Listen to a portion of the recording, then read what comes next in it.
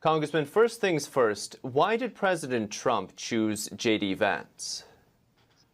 Because I think he was looking for some money that could take the America First ideology and put it in a different form, put it in a form in which young people and young Americans, those who may have been detached from the system, felt like it wasn't a part of them. They can look at somebody who came from poverty, who came from a working class family, who made his way up, and speaks clearly about the truths of what it means to be America first, to make sure that our country is put first, to make sure our economy is put first, to make sure we secure our borders. I think it was a great pick in that regard, in the sense that it provides a balance to a ticket that is very powerful and strong going forward.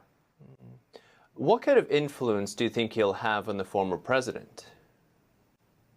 I think like any vice presidential candidate, there will be some places of influence. There'll be some places in which he'll be allowed to be more, out front, going after the administration. That's the role that typically the vice president plays in the campaigns. And look, I think J.D. Vance is set up very well for that. You've watched him in doing interviews. He's been into hostile media many times before.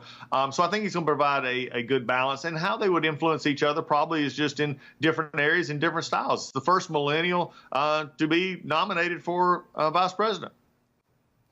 We had the head of the Teamsters Union speak at the RNC yesterday for the first time in over 100 years, and he praised J.D. Vance. Perhaps even he was the reason he came to speak at the RNC. Can you speak a little bit to that? Well, I think what is interesting, the traditional discussion of labor in this country around the Teamsters and others has been a traditional union model that really, frankly, doesn't work that well anymore. I mean, because of a lot of progress and a lot of things that went forward. But there is still what the president of the Teamsters said last night made a lot of sense to people. We're now dealing with corporate, national, basically international globalist companies that don't really claim an allegiance to a national sovereignty, if you would.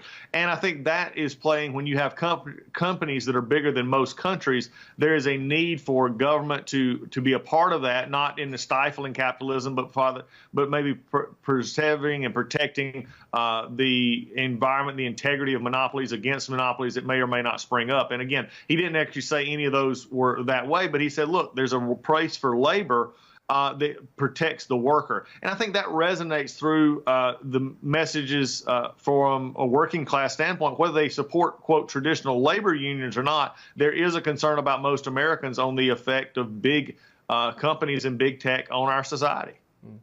Because J.D. Vance has an interesting background. Like you say, he's into finance, he's into business, but at the same time, he seems to have, because of his background, because of his youth, a certain affiliation with the working class and with the workers. This is quite new for the Republican Party, if I'm not mistaken.